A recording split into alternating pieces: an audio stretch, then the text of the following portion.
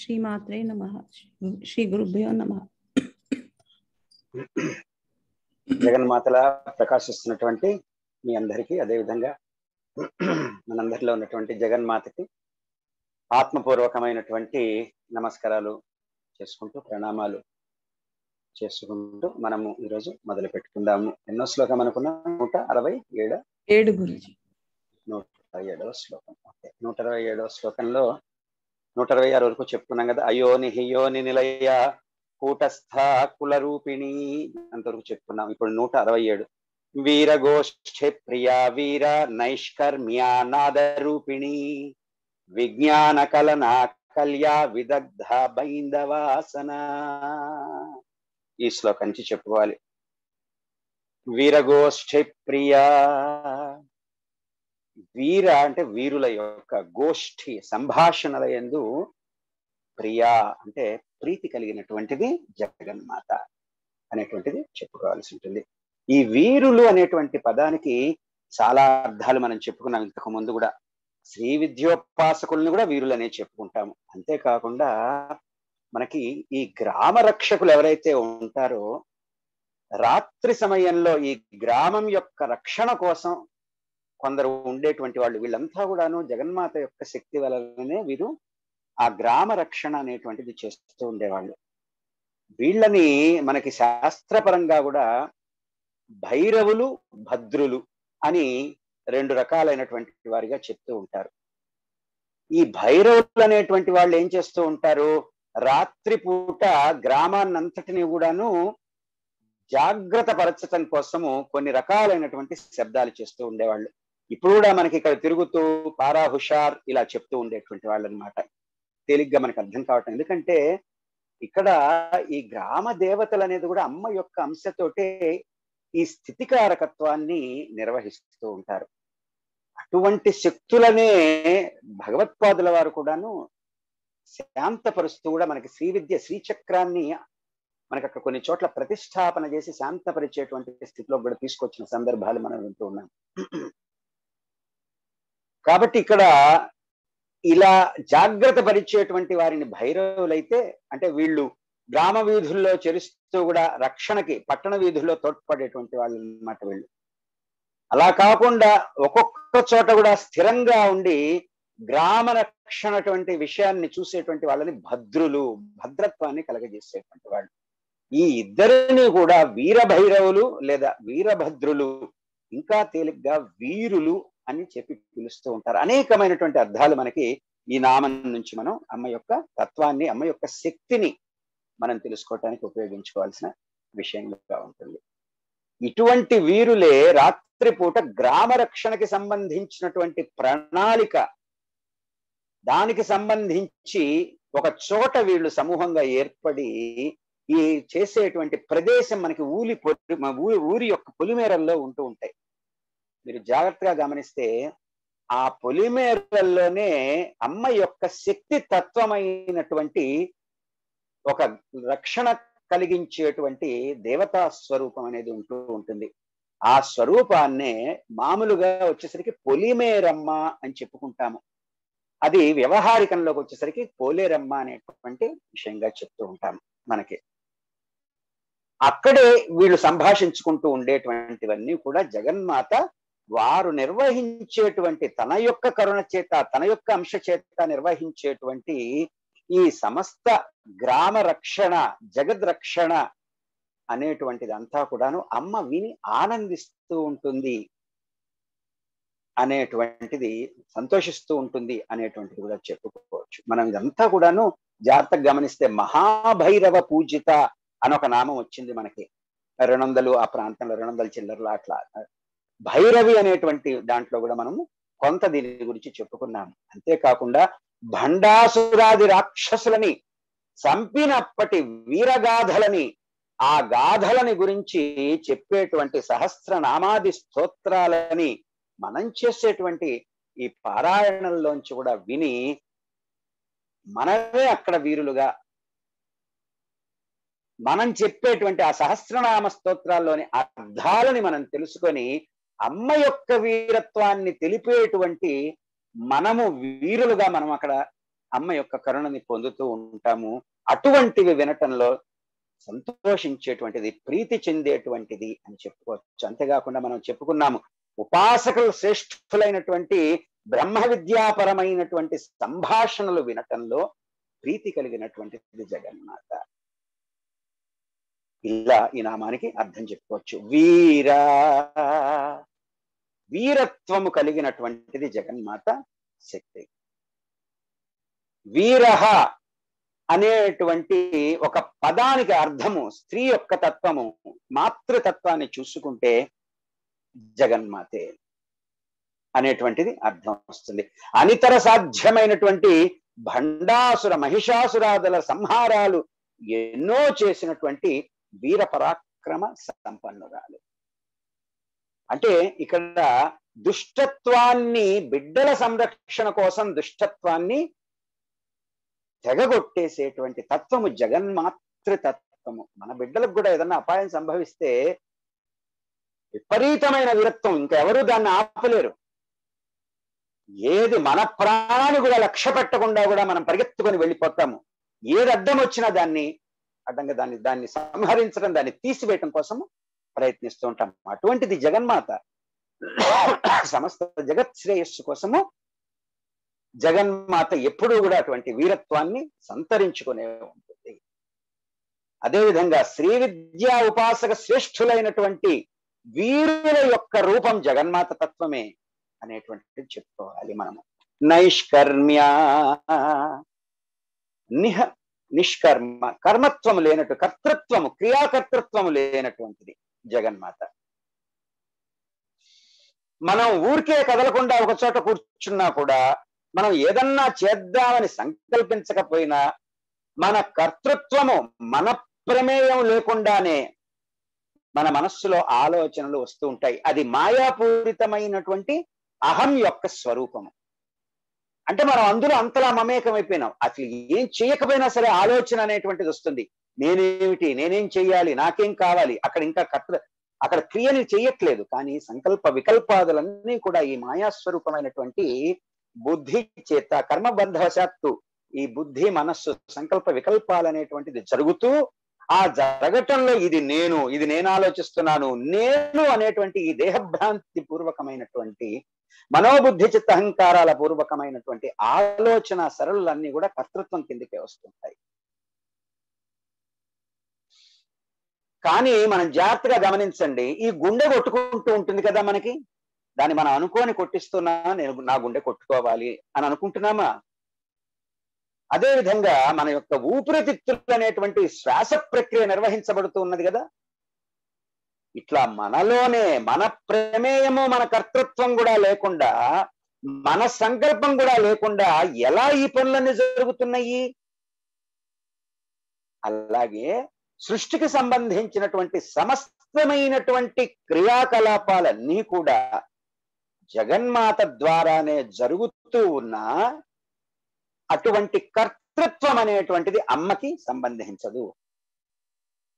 లీలాప్రాయంగా అవన్నీ చక్కగా, శ్రద్ధగా, చాలా చక్కగా, ఎక్కడ దోషం లేకుండా, అంటే దోషరహితంగా జగన్మాత ద్వారానే జరుగుతాయి తప్ప జగన్మాతకి దాని యొక్క కర్తృత్వం అనేటువంటిది ఉండదు. జగన్మాతకి అటువంటిది అంటదు. ఏ విధమైనటువంటి క్రియాకర్తృత్వం అనేటువంటిది లేదు. అటువంటి క్రియాచరణము గాని, కర్మ ఫలము గాని, పాపపుణ్యాల సంగము కానీ జగన్మాతకి ఉండదు. కాబట్టే జగన్మాత నైష్కర్మ్య అని చెప్పబడుతుంది. ఇక్కడ నాదరూపిణి, నాదము యొక్క రూపిణి, రూపముగా ఉన్నటువంటిది జగన్మాత. మనలో కనబడకుండా, వినపడకుండా ఉండేటువంటి చోటు నుంచి వినపడేట్టుగా బయటకి శబ్ద రూపంలో వ్యక్తం చేయటానికి మనకి ఒక వెహికల్ అనేది ఉంటుంది. అదే నాదము. అంటే పరాస్థితి నుంచి కూడా వైఖరి స్థితి, పరాస్థితిలో అక్కడ నాదానికి మూలం ఉన్నది. ఆ మూలం అనేది లేకపోతే ఇక్కడ నాదం అనేటువంటిదే రాదు. కాబట్టి ఈ నాదానికి నేపథ్యం ఏమిటి? దాని మీద ఉండేటువంటి ఆ నేపథ్యము మీద, అంటే ఆ బ్యాక్గ్రౌండ్ మీద ఉండేటువంటి అన్ని రకాల ధ్వనులు, అక్షరాలు, మాటలు, వాక్యాలు ఉచ్చరించబడి ఎక్కడి నుంచి? ఆ బ్యాక్గ్రౌండ్ నుంచి, అంటే పరాస్థితి నుంచి, కాగ్నిషన్ నుంచి, పర్సెప్షన్, దృక్పథాలు, పర్సెప్షన్స్ నుంచి కూడా మనకి ఐడియాస్, నోషన్స్, ఆలోచనలు, వీటి నుంచి కూడా మనము వాక్యాలుగా మనం వ్యక్తపరుస్తూ ఉండటం, ఇదంతా సమస్త జగత్తు ఇలానే నడపబడుతూ ఉన్నది. కాబట్టి ఈ మన లోపల ఉండేటువంటి ఈ నాద వేదం అనేటువంటిది మనకి 4 రకాలుగా కూడా చెప్పబడుతూ ఉంటుంది. మామూలుగా చెప్పుకోవాలంటే, ఒకటి శ్వాస, ఇవన్నీ కలవాలి, 2 కంఠనాదము, 3వది చెప్పబోయేటువంటి వాక్యము, దాని యొక్క అర్థానికి నేపథ్యం మనకి తెలిసి ఉండటం, మనస్సు, దేహము, ఈ 4 కలిసినప్పుడే అక్కడ మనకి ఆ నాదం అనేటువంటిది వ్యక్తం అవుతూ ఉంటుంది. కాబట్టి మనకి ఈ వేదత్రయము అనేటువంటిది ఋగ్, యజుః, అధర్వణ వేదాలు అనేటువంటి వాటిగా కూడా మనకి మహారుషుల చేత కూడా సంకేతించబడుతూ ఉంటాయి. వీటికి సంబంధించినటువంటి గ్రంథాలని శృతులుగా కేవలము వాక్యము ఉచ్చారణ ద్వారా ఆ యొక్క యోగులు, ఋషులు పలికి ఉండటం వలన ఆ గ్రంథాలని మనము వేదాలు అని కూడా చెప్తూ ఉన్నారు. కాబట్టి మనం చాలా దీన్ని తేలిగ్గా చెప్పుకోవాలంటే, మనకి ఇంకా మామూలుగా చెప్పుకోవాలంటే ప్రణవంలో ఉన్నటువంటి అకార, ఉకార, మకార రూపాలే త్రిమూర్తులు. మనం ధ్యానంలో కూడా చెప్పుకుంటుంటాం. అకారం, ఉకారం, మకారం, తురీయం సదా నాద బిందు కళాతీత పూర్ణం హరి బ్రహ్మ రుద్రం పరబ్రహ్మ రూపం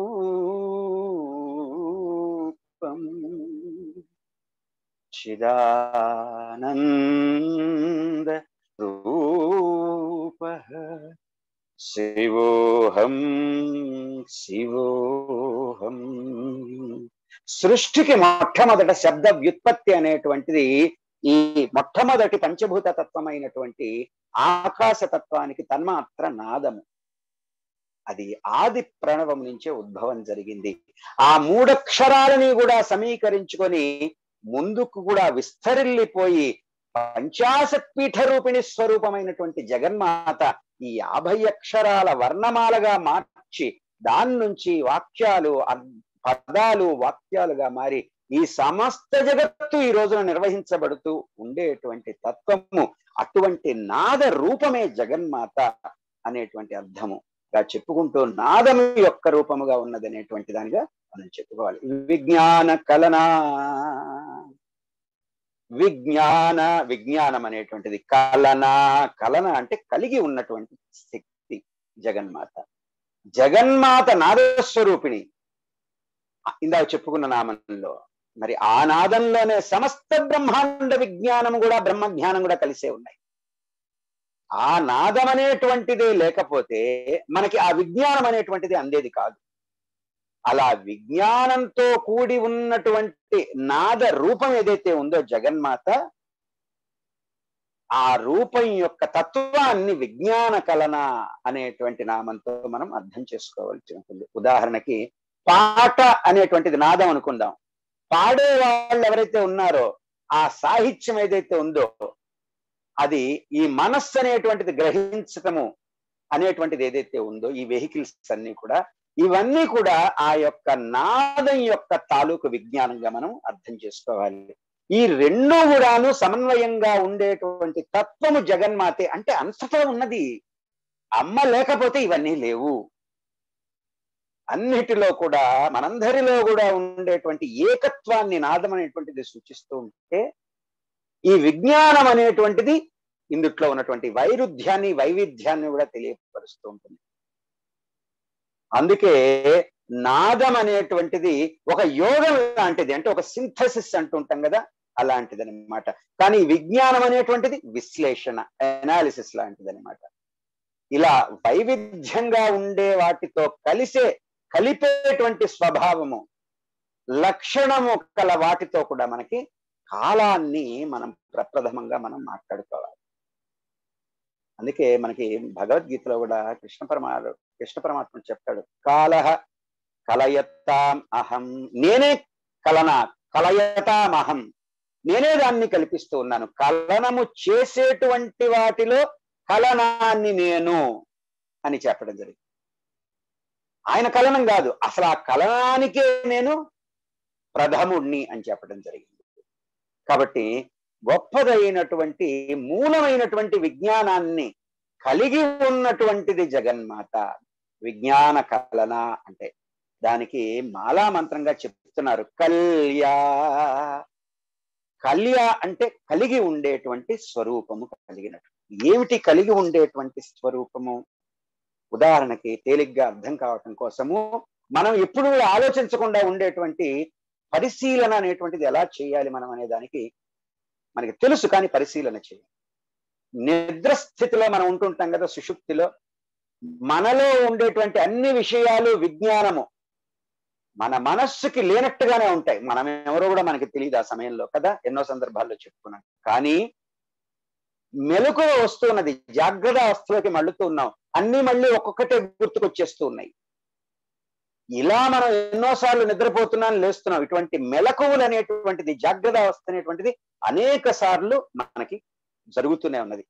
ఇప్పుడు జాగ్రత్తగా గమనించండి, సుషుప్తిలో ఉన్నప్పుడు అంటే మెలకువ రాక పూర్వము కానీ, నిద్రాస్థితిలో ఉన్నప్పుడు కానీ అన్ని విషయాలు మనలో కలిసి ఉన్నాయన్న సంగతి మనకి తెలియట్లేదు.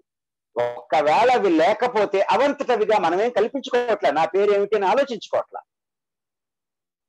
కాబట్టి ఇది సమష్టి పరిధిలో జరిగితే, అంటే విశ్వతత్వంగా జరిగితే ఇది కలనము అయితే, వ్యష్టి పరిధి అంటే ఇండివిజువల్ కాన్షియస్నెస్ జరిగితే దీన్ని కల్యా అని చెప్తాము. కాబట్టి ఈ మెలకువ వచ్చే స్థితిలో మనము గుర్తు చేసుకోవాలను అనుకోము, అవంతటవే వచ్చేస్తూ ఉంటాయి. అదే కల్యాతత్వము. మామూలుగా అయితే గుర్తు రాకూడదు కదా, కానీ మనం ఎప్పుడు కూడా పరిశీలన చేసుకో, అవును ఈ పరిస్థితి నుంచి ఆ స్థితిలోకి వచ్చినప్పుడు నేనేమిటని ఆలోచన చేయకుండానే ఇవన్నీ ఎలా వస్తున్నాయి, ఏమిటి శక్తి ఈ విశ్వంలో.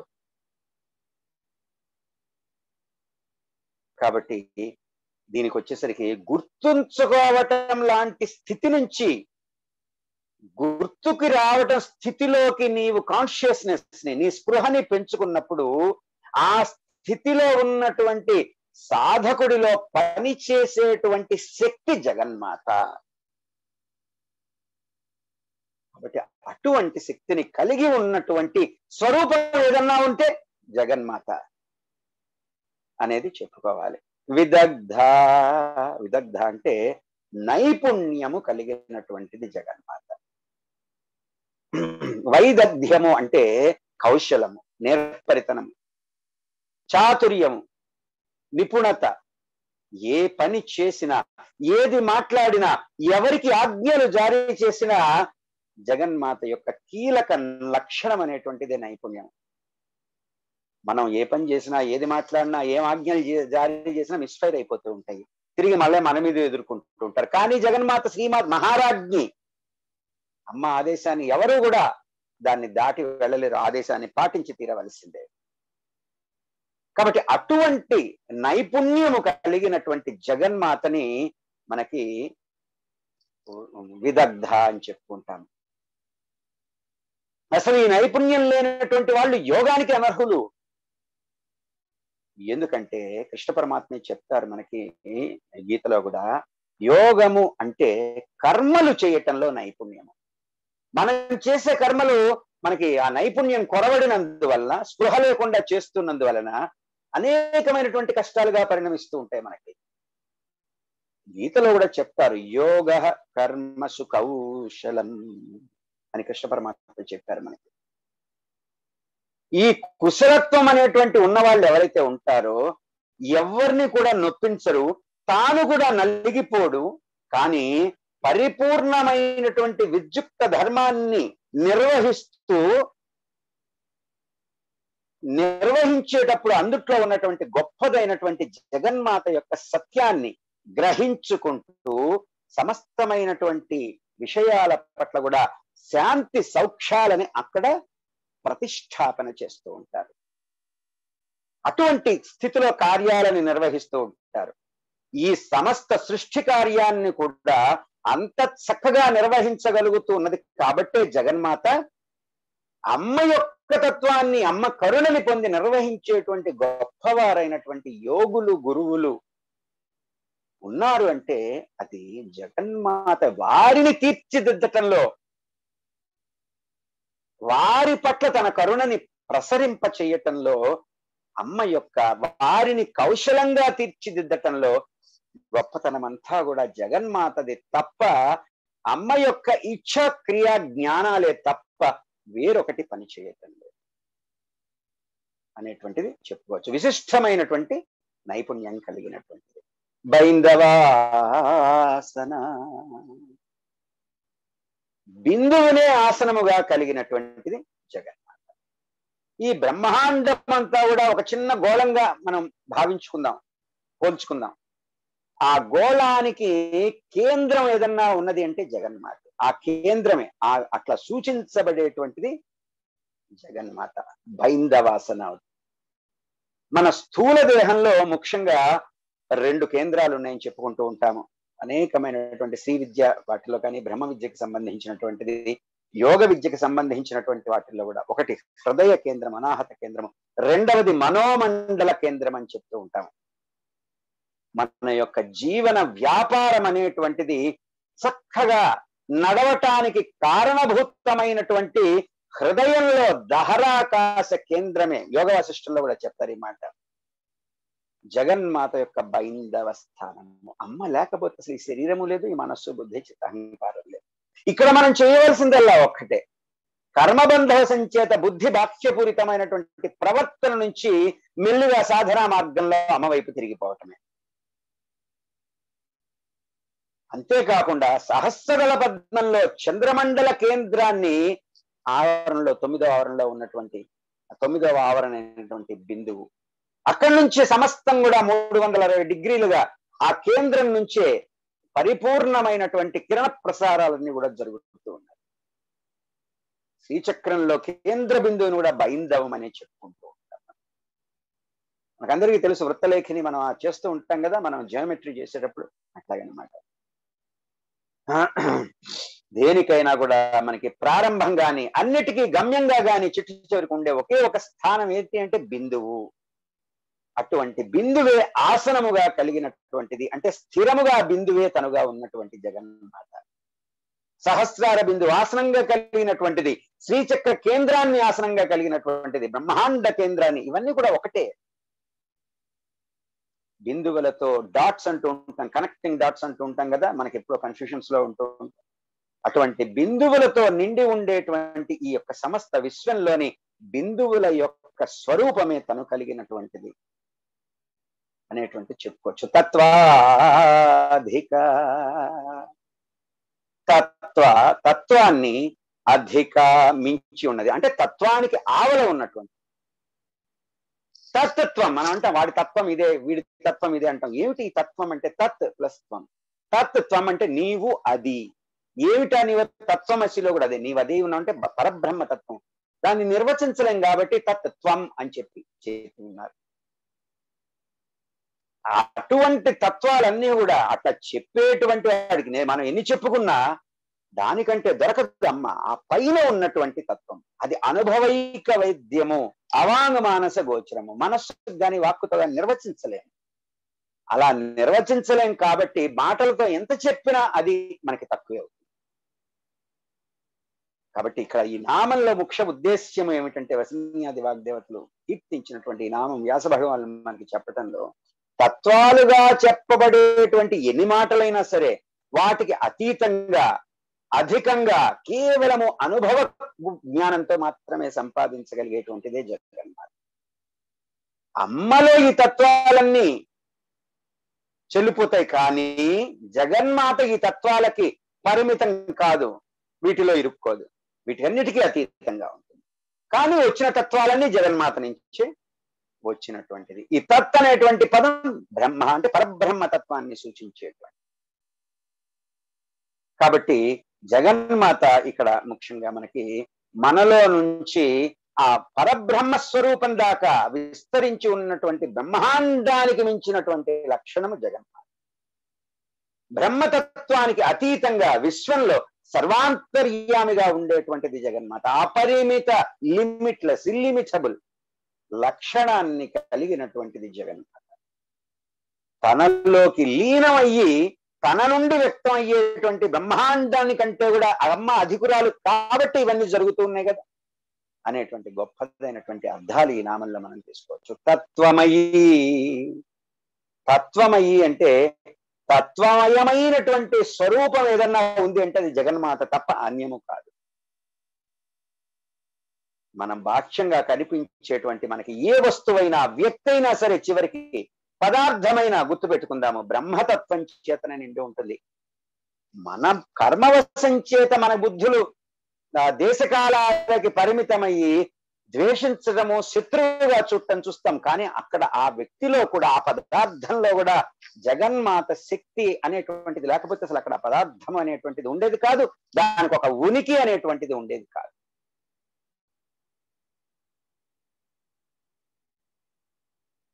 కాబట్టి ఏ వస్తువైనా వ్యక్తి అయినా సరే, ఏ పదార్థమైనా, ఏ మ్యాటర్ అయినా సరే చిట్ట చివరికి ఆ బ్రహ్మకీట జనని, వర్ణాశ్రమ విధాయిని,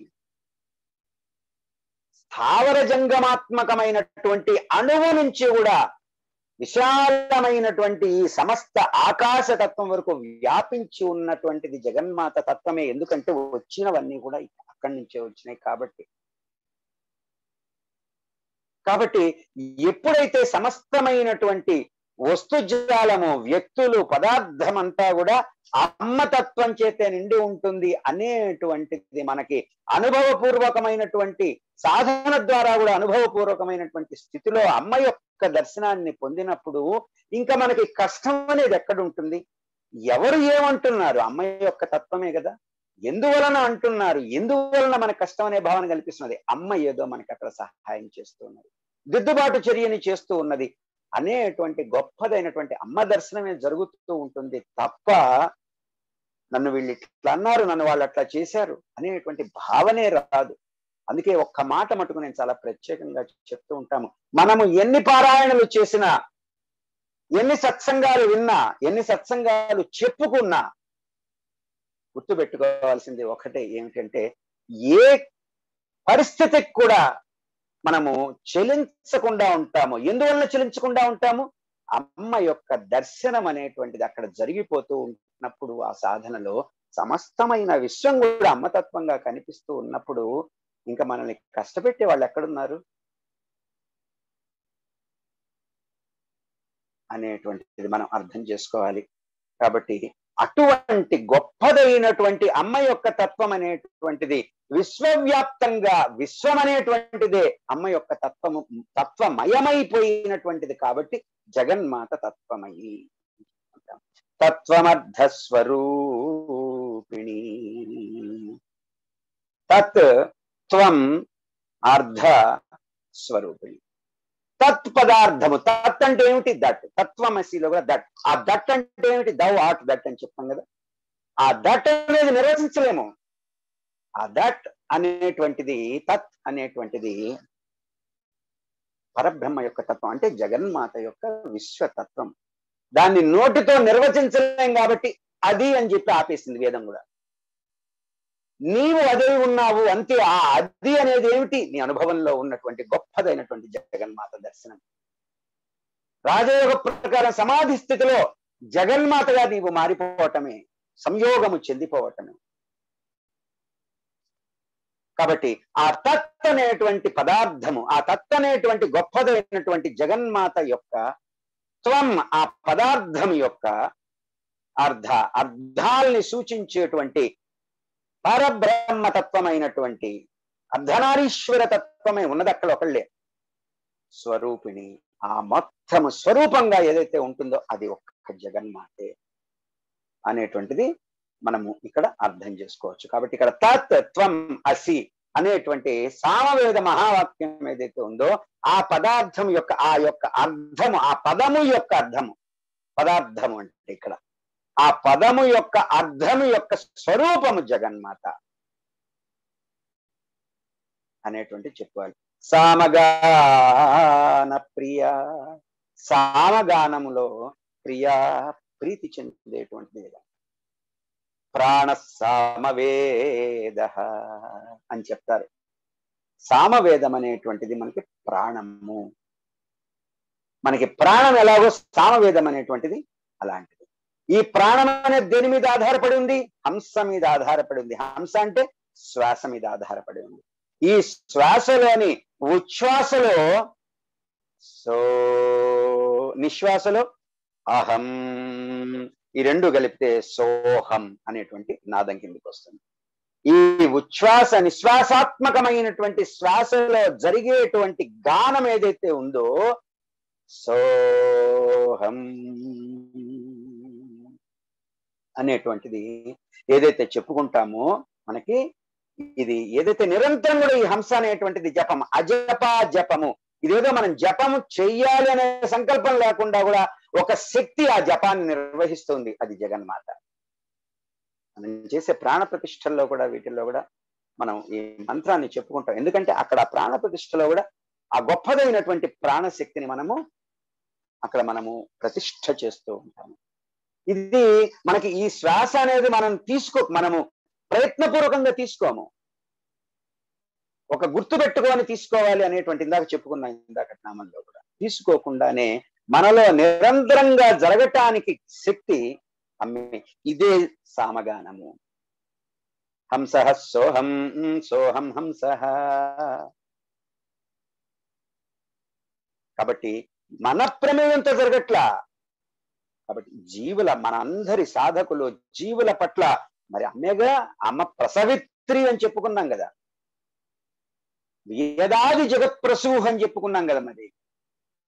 కాబట్టి అటువంటి జగన్మాత అనుగ్రహం వల్ల, అనురాగం వల్లనే, కరుణ వల్లనే తన బిడ్డల పట్ల సామవేదం సూచించేటువంటి ఈ హంస జపం అనేటువంటి సామగానం జరుగుతున్నది. కాబట్టి జగన్మాత సామగాన ప్రియ అని చెప్పబడింది. సౌమ్య, సుమ సమానమైనటువంటి లక్షణం కలిగింది. సుమం అంటే ఒక పువ్వు. అంతేకాకుండా సౌమ్య అంటే ఇక్కడ సోమ సంబంధం, చంద్ర సంబంధమైనదిగా కూడా మనం చెప్పుకోవాలి.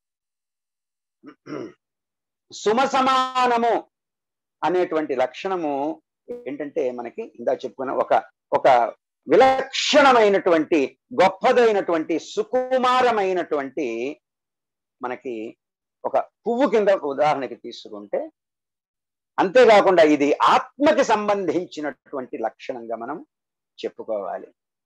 అప్పుడే సౌమ్య గుణము అని చెప్పబడుతుంటుంది. అంతేకాకుండా సోమ అనేటువంటి శబ్దం అనేటువంటిది ఇక్కడ చెప్పే దాంట్లో కూడా మనము సౌమ్యం అనే దానికి మూల కారణ శబ్దం కూడా సోమ అనేటువంటిది చెప్పుకోవాలి. మనకి ఇందుట్లో కూడా చెప్తారు. ఎక్కడ రుద్ర నమ్మకంలో, శతరుద్రీయంలో కూడాను, మహన్యాసంలో గాని, లఘున్యాసంలో గాని ప్రజననే బ్రహ్మా తిష్టతు, ప్రజననే బ్రహ్మా తిష్టతు అంటే రీప్రొడక్టివ్ ఫ్యాకల్టీ అని చెప్పుకోవచ్చు మనము. ప్రజననే అటువంటి లక్షణం అనేటువంటిది అటు చంద్రుడిలో కూడాను, ఇటు పువ్వులో కూడాను ఉంటూ ఉంటుంది. అంతేకాకుండా మృదుత్వము, మళ్ళీ చూడాలనిపించటము, ఆనందింప చేయటము, ఈ 3 గుణాలు కూడాను సోమ, చంద్రుడిలో కూడాను, సుమ పుష్పాలకు కూడా ఉంటాయి. తిరిగి మళ్ళా అటువైపు తిరిగి చూడాలనిపించటం. కాబట్టి ఇక్కడ మనకి ఇంకా చెప్తారు మన మామూలుగా పెద్దవాళ్ళు, ఇటువంటి చంద్రుడి యొక్క లక్షణం కలిగినటువంటి కొన్ని ఔషధాలు ఉంటాయి. సోమలత, సోమకందము ఇటువంటివన్నీ కూడా. ఇవి మనకి అమావాస్య, పౌర్ణమి తిథులతో కూడా సంబంధాలు ఏర్పడుతూ ఉంటాయి. ఈ 3 కూడా మనకి సోమలత, సోమకందము, సోమపానం అనేటువంటివి మనలో ఇడానాడికి సంబంధించినటువంటి చంద్ర లక్షణాన్ని కలిగి ఉంటాయి. కుండలిని శక్తి అయినటువంటి జగన్మాత అంశ ఈ చంద్రాత్మక లక్షణం కలిగింది. కాబట్టి సౌమ్య అనేటువంటి నామంగా మనకి చెప్పుకోవాలి కొంచెం గూఢంగా. సదాశివ కుటుంబిని, సదాశివుడి కుటుంబిని, కుటుంబానికి చెందింది. మనకు కనిపించేటువంటి సౌర వ్యవస్థలో సూర్యుడు ఎలాగైతే ఎప్పుడూ కూడాను గ్రహ ఉపగ్రహాలతో ఒక కుటుంబంగా చుట్టుముట్టుకొని పరిపూర్ణమైనటువంటి ఈ ఈ విశ్వతత్వాన్ని నడిపిస్తూ ఉంటుందో సూర్య మండలం అనేటువంటిది, అలాగే ఈ సూర్యుడికి ద్వాదశాదిత్యులతో కూడా ఈ సూర్యుడికి కారణభూతమైనటువంటి సూర్య మండల మధ్యవర్తి అయినటువంటి ఆధ్యాత్మిక సూర్యుడు అనేటువంటి వాడు ఎప్పుడూ కూడాను గాయత్రి, సావిత్రి, సరస్వతి. అటువంటి ఆ కేంద్ర సూర్యుడు ఎప్పుడు కూడాను ఈ ముగ్గురు దేవతల మహాస్వరూపాలతో గాయత్రి, సావిత్రి, సరస్వతితో ఒక కుటుంబముగా చుట్టుముట్టి ఉంటాడు. అట్లాగే పరబ్రహ్మతత్వాన్ని సూచించేటువంటి పంచబ్రహ్మల్లో తెలుసు కదా, పంచకృత్య పరాయణ పంచబ్రహ్మ, అది పంచబ్రహ్మల్లో చిట్ట చివరి వాడైనటువంటి వాడేవాడు, అనుగ్రహాన్ని కురిపించేటువంటి వాడు సదాశివుడు. సృష్టి స్థితి సంహార తిరోధాన అనుగ్రహాలు బ్రహ్మ, విష్ణు, రుద్ర, మహేశ్వర, సదాశివుడు. కాబట్టి పరబ్రహ్మని ఇట్లా సూచించేటువంటి పంచబ్రహ్మల్లో సదాశివుడు కూడాను ఎప్పుడు కూడాను జగన్మాత పదవ ఈ అంశాలన్నీ కూడా 9 అవతారాలకి ఏకాంశ అయినటువంటి రాజరాజేశ్వరి దేవితో శుద్ధ విద్య, శ్యామల, అశ్వారూఢ అనేకమైనటువంటి విద్యాధి దేవతలతో ఒకే కుటుంబంలాగా కలిసి ఉంటారు. ఆ సదాశివుడు ఇల్లాలుగా ఆ కుటుంబానికే చెందినది. అసలు ఈ సమస్త విశ్వాన్ని నడిపించగలిగేటువంటి జగన్మాతని ఇక్కడ నరసింహాది వాగ్దేవతలు సదాశివ కుటుంబిని అని చెప్పుకుంటూ వచ్చారు. సవ్యాప సవ్య మార్గస్థ, సవ్య దక్షిణము, అపసవ్య వామము, మార్గస్థ పద్ధతులతో సేవించబడుతున్నది జగన్మాత. సవ్య కుడి, అపసవ్య ఎడమ. ఇక్కడ కొంత శ్రీ విద్యా సంప్రదాయం గురించి కూడా మనం కొంచెం అర్థానికి ప్రస్తావించుకోవాల్సి. జగన్మాత యొక్క ఆరాధనా పద్ధతులు ముఖ్యంగా 2 రకాలు. ముఖ్యంగా ఈ రెండిటికి మధ్యస్థంగా కౌళము, మళ్ళా మిశ్రమ కౌళం అనేటువంటివి కూడా వచ్చినాయి. ఒకటి సవ్య మార్గం అంటే సమయాచారము, దక్షిణాచారం అనేటువంటిది. అపసవ్య మార్గం అంటే కౌళాచార, వామాచారాలు దీనికి వస్తాయి. సవ్య మార్గం అనేటువంటిది సత్వగుణ ప్రధానమైనటువంటిది. కానీ ఉన్న మాట ఉన్నట్టుగా సత్యం గురించి చెప్పుకోవాలి అంటే మనము ఈ సవ్య మార్గం అనేటువంటిది వేద సమ్మతమైనటువంటి, అపసవ్య మార్గం అనేటువంటిది వేద నిర్జిస్తూ ఉన్నది అక్కడ. ఎందుకది రజోగుణ తమోగుణ ప్రధానమైనటువంటిది అయినప్పటికీ జగన్మాత ఆరాధన ఈ 2 విధానాల్లో కూడా జరుగుతూ ఉంటుంది. ఇందుట్లో రజోగుణ తమోగుణ ప్రధానమైనటువంటి అపసవ్య మార్గంలో కూడా జగన్మాత కరుణిస్తుంటుంది. కానీ ఆ అపసవ్య మార్గాన్ని చాలా జాగ్రత్తగా అమ్మ యొక్క పూర్తి భక్తి శ్రద్ధలతో కేవలము అమ్మ యొక్క జ్ఞానాన్ని తెలుసుకోగోరేటువంటి, అమ్మ యొక్క దర్శనాన్ని పొందేటువంటి విధానంతో మాత్రమే జరపబడుతూ ఉంటాయి. కాబట్టి వారి వారి యోగ్యతలని బట్టి, సంస్కారాలని బట్టి, శ్రద్ధాభక్తులని బట్టి కూడాను జగన్మాత ఇలా 2 రకాలుగా ఆరాధించేటువంటి వారికి తన అనుగ్రహాన్ని నిష్పక్షపాతంగా అనుగ్రహిస్తూ ఉంటుంది. ఈ 2 రకాల ఆరాధనలో కూడా ప్రధాన దేవతా స్వరూపము జగన్మాతే కాబట్టి అమ్మని ఇక్కడ సవ్యాపసవ్య మార్గస్థ అని చెప్పారు. సర్వాపద్వినివారిణి, సర్వ అన్ని విధాలైనటువంటి విపత్తులని, కష్ట నష్టాలని నివారిణి, వినివారిణి, సర్వాపద వినివారిణి. వినివారిణి అంటే పూర్తిగా నివారించేది, విశిష్టంగా. ఇంకా అందుట్లో మొదళ్లతో సహా లాగవతల పడేస్తుందని చెప్తాం. నిజంగా చెప్పాలంటే మనం ఎన్నో సందర్భాల్లో చెప్తాం, ఆపదలు, కష్ట నష్టాలు ఇవన్నీ కూడా అమ్మ యొక్క విశ్వరచనలో భాగమే. మనకు వచ్చే కష్టాన్ని కూడా మనం ఎప్పుడూ కూడాను కృంగిపోనవసరం లేదు. అమ్మ మనల్ని ఏదో అనుగ్రహించడానికి తను చేసినటువంటి రచనే ఇది. చదువుకోవాలంటే కష్టంగా ఉంటుంది కదా, మరి నేను చదువుకోను అంటే బాగుపడలేం కదా.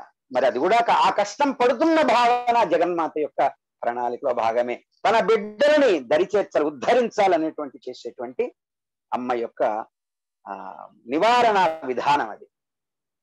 ఒంట్లో బాగాలేకపోతే చేదు మంది ఇస్తాం. చేదు మంది ఇస్తే నాకు చేదుగా ఉందంటే ఎలా? ఆ చేదు మందు పడితేనే రోగం అనేటువంటిది కుదురుతుంది. కాబట్టి ఎప్పుడైతే స్పృహని కోల్పోయి మనము ప్రవర్తిస్తూ ఉంటామో కష్టం అనేటువంటిది వచ్చి మందు పడిపోతుంది మన మీద. అది మింగాలి, చక్కగా దాన్ని మింగాలి, ఆనందంగా మింగాలి. మింగకపోతే ఈ కష్టాలనే పడి కొట్టుకుపోతూ ఉంటాం. చివరికి మనము మళ్ళా జనన మరణ భ్రమణ చక్రంలో పడిపోయి ఈ దేహాన్ని అనేక విధాలుగా దేహభ్రాంతిని కలిగి ఉంటాం కదా, అనేక విధాలైనటువంటి బాధలతో క్లేశాలతో జీవితం అనేటువంటిది వెళ్ళిపోతూ ఉంటుంది. ఏమిటి ప్రయోజనం జీవితం యొక్క లక్ష్యం అనేటువంటిది? కానీ ఆ క్లేశాలు అనేటువంటివి కలిగినప్పుడు ఆ క్లేశాలు ఒక అమ్మ ఇచ్చేటువంటి నా రోగం కుదర్చడానికి ఇచ్చినటువంటి ఒక చేదు మాత్ర. చేదుగా ఉన్నప్పటికీ దాని వల్ల నాకు ప్రయోజనం, అంటే నాకు కష్టంగా ఉన్నప్పటికీ అమ్మ ఇస్తున్నటువంటి ఒక ప్రయోజనం ఏదో ఉన్నది. ఇది సత్యమైనటువంటి మాట. కాబట్టి మనకి ఆపదలు, ఈ కష్ట నష్టాలు అన్ని కూడా విశ్వ ప్రణాళికలో మనకి గొప్పదైనటువంటి అమ్మ రచనలో భాగాలే. మనం పొరపాట్లు జరిగితే మనం ఎటువంటి కష్టానికి గురవుతాము అనేది తెలియబరుస్తుంది ఆ కష్టం వచ్చినప్పుడే. అంతేగాని అమ్మకి మన మీద కోపం ఉంటుందా? మన బిడ్డ చిన్నప్పుడు తప్పు చేస్తూ ఉంటే వాడికి ఏదన్నా నష్టం కలుగుతుంది, వాడేదో ఆ నిప్పు వైపు వెళ్తున్నాడు, వాడు పాక్కుంటూ పిర్ర మీద ఒక్కటేస్తాం మనం, వేయము. ఆ వేసినప్పుడు ఏంటి దాని అర్థం? కోపమా? వాడు నాకు మా అమ్మ కొట్టింది, నాకు కష్టం వచ్చింది, నష్టం వచ్చింది అంటే అలాగే మనం ఇప్పుడున్న పరిస్థితిలో కూడా నాకు కష్టం వచ్చింది, నాకేదో అయిపోయింది, ఏమిటా నేను, ఎంతకాలం ఉంటుందా నేను? కానీ జగన్మాత ఆ నేనుని తన వైపు తిప్పుకొని ఈ సమస్త విశ్వం యొక్క గొప్పదైనటువంటి ఆత్మ దర్శనాన్ని, ఆత్మ నుంచే వెలువడుతున్నటువంటి ఈ ఆత్మ చైతన్యం నుంచే కనిపిస్తూ ఉన్నటువంటి ఈ సమస్త దృగ్గోచరమానమైనటువంటి ఈ సమస్త విశ్వము కూడా నా యొక్క చైతన్య శక్తి నుంచి వెలువడేటువంటిదే తప్ప, నాలో ప్రతిబింబించేటువంటి తత్వమే తప్ప వేరు కాదు, బాక్ష్యంగా ఉన్నటువంటిదంతా కూడా మిథ్యే అనేటువంటి గొప్ప తత్వ దర్శనాన్ని చేయించేటువంటి జగన్మాత తను తప్ప ఇంకొకటి లేదు అనుకున్నప్పుడు అసలు ఇంకా కష్టంగానే ఉండదు, అమ్మగానే కనిపిస్తూ ఉంటుంది ఆ కష్టం. అసలు కష్టం అనేటువంటి భావనే ఉండదు, అమ్మ కనిపిస్తూ ఉన్నప్పుడు ఎదుర్కొంటాం. కాబట్టి అన్ని రకాల కష్ట నష్టాలను, తాపత్రయాదులన్నీ కూడాను, ఆధ్యాత్మిక తాపం, ఆది భౌతిక తాపము,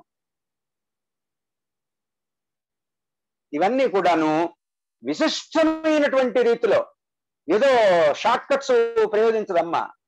నువ్వు అమ్మని పట్టుకో, సంపూర్ణ పూకటి వేళతో సహా కూడాను గొప్పగా నివారిస్తూ ఉంటుంది అని వినివారిణి అనేటువంటి గొప్పదైనటువంటి విశేషణమైనటువంటి పదాన్ని అక్కడ వసిన్యాది వాగ్దేవతలు కీర్తించినట్టుగా మనకి ఇక్కడ చెప్పబడుతుంది బ్రహ్మాండ పురాణంలో. మనకి దీంట్లో కూడా స్వస్థ, వ్యాసుల వారు రాసినటువంటిది స్వస్థ, స్వస్వరూపానికి చెక్కు చెదరకుండా ఉంటుంది. మనమన్నా ఊసరవేలులాగా మారిపోతూ ఉంటామేమో బుద్ధి చేత, కర్మబంధితమైనటువంటి బుద్ధి చేత ఇప్పుడున్న స్వరూపం మళ్ళీ రేపు మనకు కనిపించదు, ఇంకో స్వరూపంగా కనిపిస్తూ ఉంటాం. నిజమైనటువంటి స్వరూపాన్ని ఏదైతే ఉంటామో ఆ స్వరూపం అనేటువంటిది చెక్కు చెదరకుండా ఉండేటువంటిది స్వస్థ.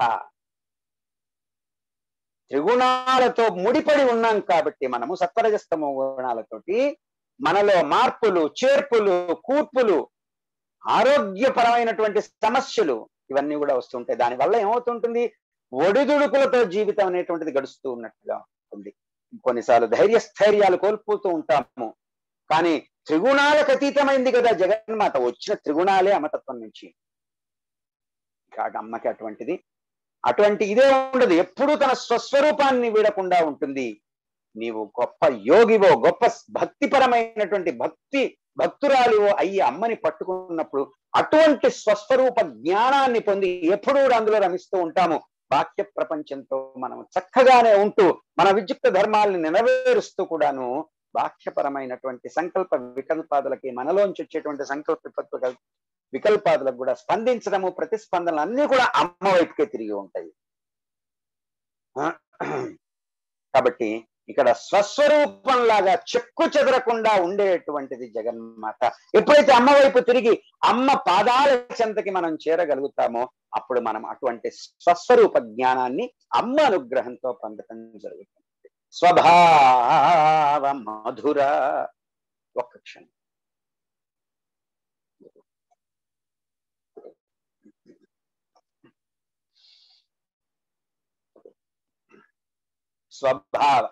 స్వభావము మధుర, తీయనైనటువంటిది, లేకపోతే ఆహ్లాదముగా ఉండేటువంటిది స్వభావం. స్వభావం అనేటువంటిది లౌకికంగా చూస్తే ఎవరికి వాళ్ళది మధురంగానే ఉంటుంది, అంతేగా అనిపిస్తూ ఉంటుంది నిజానికి. అందుట్లో ఆ స్వభావం సత్యదూరంగా ఉంటుంది. మామూలు లౌకిక భాషలో మాట్లాడుకోవాలంటే మనలో ఉండే అభిప్రాయాలు, అభిరుచులు మనం ఇంకోళ్ళ మీద రుద్దేస్తూ ఉంటాం కదా, మనమే కరెక్ట్ అనుకోని. మరి ఎదుటి వాళ్ళల్లో కూడా మరి అట్లానే ఉంటుంది కదా ఆ అభిరుచులు. మనం ఇక్కడ దేహభ్రాంతిని కలిగి ఉండే అహంభావాన్ని, ఈ దేహం నేను అనేటువంటి భావం చేత పరిమితం చేసుకున్నప్పుడు మనలో ఉండేటువంటి అభిరుచులు, అభిప్రాయాలు మనకి గొప్పగా అనిపిస్తాయి. అంతేకాదు, ఎదుటి వాడు ఎంత గొప్పవాళ్ళైనా సరే వాడి అభిప్రాయం కరెక్ట్ కాదు మన ముందు అనిపించేస్తూ ఉంటుంది మాయ వలన.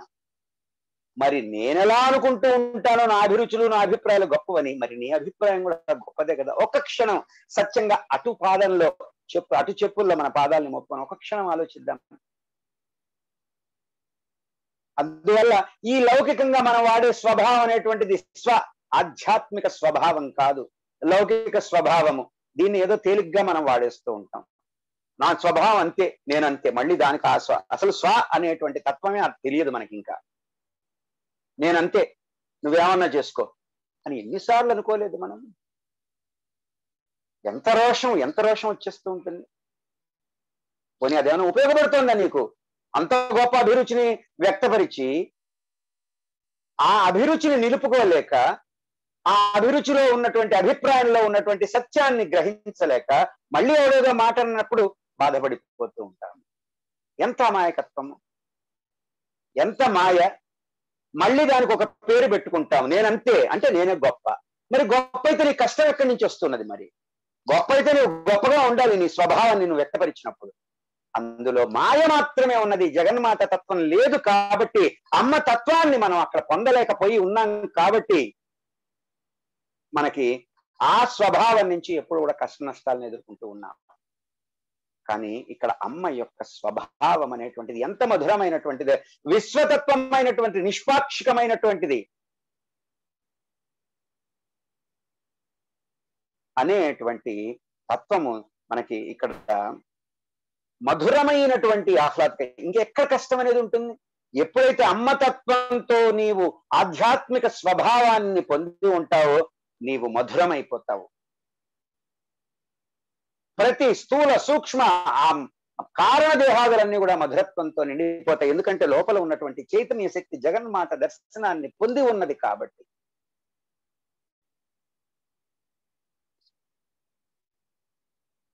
పంచదార చిలక నువ్వు ఎక్కడన్నా కొరకు తీయగానే ఉంటుంది. అటువంటి స్వభావ, ఆధ్యాత్మిక స్వభావము మధురమైనటువంటి, ఆహ్లాదకరమైనటువంటి, ఎప్పుడు ఆహ్లాదకరంగా మధురంగా అమ్మ గనక అలా లేకపోతే ఎలా ఉండేది ఈ రోజున విశ్వం అనేటువంటిది చెప్పుకోవాలి. ధీరా, ఎంతైంది టైము? ఇంకొక విషయం. ధీరా,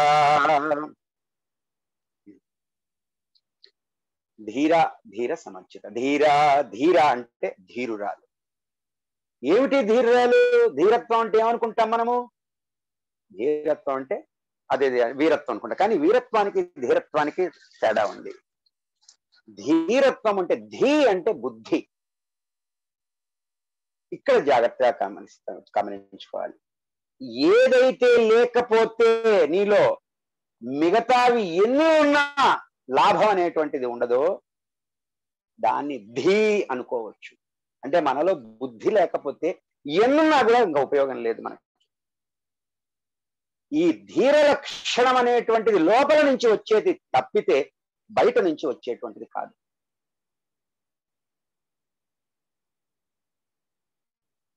విత్తనంలోంచి ఒక చెట్టులాగా పెరగాలి తప్పితే మనం గాలి ఊస్తే ఒక బెలూన్ లాగా పెరిగి అది ఎప్పుడో ఢామ్ అని పగిలిపోట్టుగా ఉండదు. అది కాదు ధీర లక్షణం అంటే.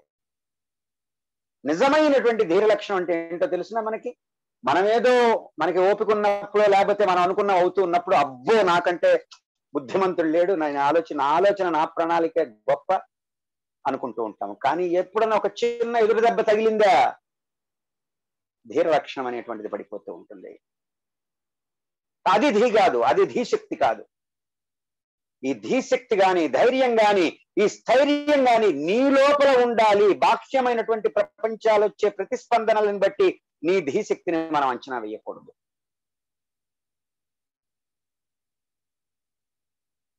ఇవన్నీ కూడా అంతరంగంలో మన ఆత్మ చైతన్య శక్తిలోంచి ఉండి బాహ్యంగా వ్యక్తమవుతూ ఉంటుంది అటువంటి ధీశక్తి.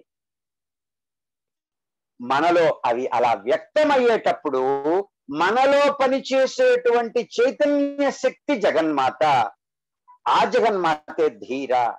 పరమహంస అయినటువంటి వాడికి ఇటువంటి ధీర గుణం అనేటువంటిది ఏర్పడిపోతుంది అనేటువంటిది మనము ఇక్కడ అర్థం చేసుకోవాలి. ధీరురాలు అనేటువంటిది ఈ నామానికి అర్థం చేసుకోవాలి.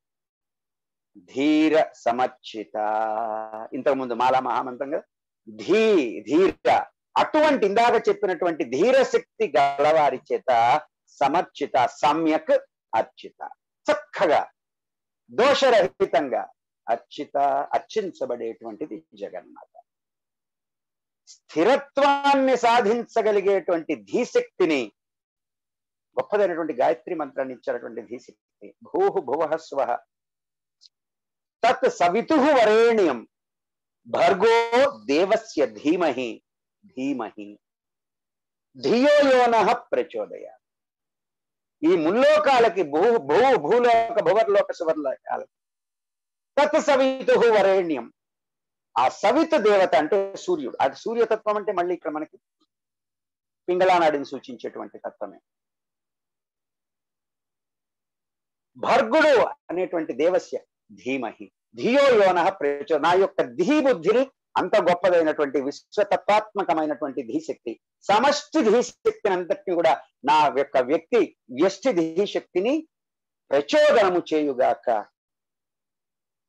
అనేటువంటి మంత్రాన్ని మనం చెప్పుకుంటాము.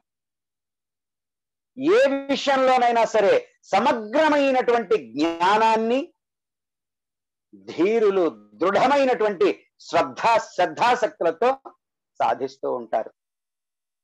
గొప్పదైనటువంటి ఈ ధీశక్తి అనేటువంటిది జగన్మాత అనుగ్రహంతోనే మనకు కలుగుతుంది. ఎప్పుడు ఏది జరగబోతుందో అనేటువంటిది కూడా గ్రహించగలుగుతారు. అంత గొప్పదైనటువంటి వివేక జ్ఞానాన్ని ధీశక్తిని కలిగి ఉంటారు. అందువల్ల వాళ్ళు అనుకున్నది గాని వాళ్ళు దర్శిస్తున్నటువంటివన్నీ కూడా సంపూర్ణమైనటువంటి సత్యాలుగా మాత్రమే ప్రకటితమవుతూ ఉంటాయి. అటువంటి ధీరుల చేత సరి అయినటువంటి విధానంలో, అంటే సమ్యక్ విధానము అంటే సరిగా, చక్కగా, ఫ్లాలెస్ గా, దోషరహితంగా, తప్ప శాస్త్రాలలో చెప్పిన దాన్ని మనము దాన్ని చెప్పినటువంటి మాటని వాక్య పరిధిలో మాత్రమే, దానిలో ఉన్నటువంటి సూక్ష్మాన్ని గ్రహించకుండా చేయకపోతే చక్కగా అర్చించబడలేదు జగన్మాత. అందులో ఉన్నటువంటి సూక్ష్మతని తెలుసుకున్నప్పుడు ధీశక్తితోటి ఎన్నో సందర్భాల్లో చెప్పుకుంటూ ఉంటాం మనం కదా. అమ్మ పట్ల నిబద్ధతతో మనము ఏది చేస్తూ ఉన్నా కూడాను అది చిట్ట చివరికి నీ అంతరంగాన్ని తాకాలి, నీ దహరాకాశాన్ని అది స్పృశించాలి. తప్ప ఎన్నిసార్లు మనం చేశాము, ఎన్నిసార్లు చేసినా ఆ సాధనలో కొన్నిసార్లు చెయ్యాలి, కొన్ని వందల సార్లు చేయాలి, కొన్ని లక్షల సార్లు చేయాలి అనేటువంటి మాటలో ఉన్నటువంటి సూక్ష్మత ఏమిటి? ఆ స్థితిని చేరాలి అనేటువంటి సంకల్పమే, ఆ స్థితిని చేరాలి అనేటువంటి సాధనా మార్గమే తప్ప 1, 2, 3 లెక్క పెట్టుకొని 4 లక్షలు చేశానండి నేను ఈ మంత్ర జపము. అమ్మ నిజంగా 4 లక్షలు ఆ మనస్సుని పెట్టారు. గురుముఖత చెప్పినటువంటిది 2 లక్షలు ఒక్క 10 సార్లు 11 సార్లు చేసినప్పుడు అంతర్ముఖమైనటువంటి జగన్మాత తత్వాన్ని నీ హృదయాకాశాన్ని స్పర్శించినప్పుడు ఇంకా సంఖ్యతో పని లేదు. కష్టం అనేటువంటిది నీ అనుభవంలోకి రాదు. ప్రూఫ్ ఆఫ్ కాన్సెప్ట్, అమ్మ యొక్క దగ్గరికి నువ్వు వెళుతున్నావంటే కష్టం అనేటువంటి భావన నీలో మెల్లిమెల్లిగా తొలగిపోతూ ఉంటుంది. జగన్మాత యొక్క శక్తి చేత, జగన్మాత యొక్క ధీరత్వం అనేటువంటిది నీలో ప్రవేశించి తిరిగి మళ్ళా నీవు జగన్మాతనే దాన్ని సమర్పిస్తూ ఉన్నప్పుడు ధీర సమర్చితగా కూడా, కష్టము లేనప్పుడు బాగా ఉన్నప్పుడు మన సంతోషంగా నేను చేశాను అనుకోవటము, కష్టం కలిగినప్పుడు అమ్మ అనుకోవటం. అన్ని తీసుకెళ్లి అమ్మ పాదాల చింత పెట్టేసేద్దాం. కష్టం కలిగినప్పుడు కూడా తీసుకువెళ్ళి అమ్మ దగ్గర మన నిర్మహమాటంగా అన్బయాసుడుగా అమ్మ పాదాలను పట్టుకొని ప్రాధేయపడదాం. ఎన్నో సందర్భాల్లో మనం చెప్పుకుంటున్నాం, ఉపకార గుణాలయవై ఉన్నావు కదే మాత, అపరాధములన్నీ మరచి ఆదరింపవే మాత, ఉపకార గుణాలయవై. తెలివిలేని అహములతో తెలియరాని బాధలతో, తెలివిలేని అహములతో తెలియరాని బాధలతో కలత చదు జీవులమము కనికరించి ఏలుకొనగా, ఉపకార గుణాలయవై ఉన్నావు కదే మాత, అపరాధములన్నీ మరచి ఆదరింపవే మాత, అపరాధములు అన్నీ మరచి ఆదరింపవే మాత. ఒక క్షణం మహాన్ని తీసుకుంటాం. ఎన్నెన్ని అహాలు మనలో ప్రవేశించేసి ఎన్నెన్ని రకాలుగా చిత్తవృత్తులు మనలో అహాన్ని ప్రేరేపిస్తూ నేను చేస్తున్నాను, నాకే వచ్చింది కష్టము, లేకపోతే నాకే వచ్చింది సుఖం, తీసుకెళ్ళి అమ్మ పద, అమ్మా నా దగ్గర తెలియలేని అహంతో తెలియరాని బాధపడిపోతూ ఉన్నాను, నేను నాకే తెలియట్లేదు బాధ. అట్లా కలత చెందేటువంటి మా జీవులు నా పట్ల తల్లి కనికరించి ఏలుకోమ్మ, నాకు ఆ శక్తి లేదు, నీ దయ ఉంటే తప్ప, ఎందుకు సమస్తము నీవే కాబట్టి అని మనము ఆత్మని స్పర్శించేటువంటి సాధన మార్గం ఏది చేసినా గురుముఖత చెప్పినటువంటిది ఒక మంత్రం పసాలి చెప్పిన అది ఆత్మని స్పర్శించాలి.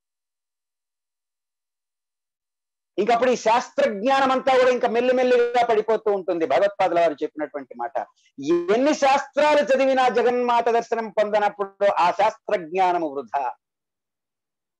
జగన్మాత దర్శనం పొందినప్పుడు శాస్త్రజ్ఞానము వృధా అన్నారు.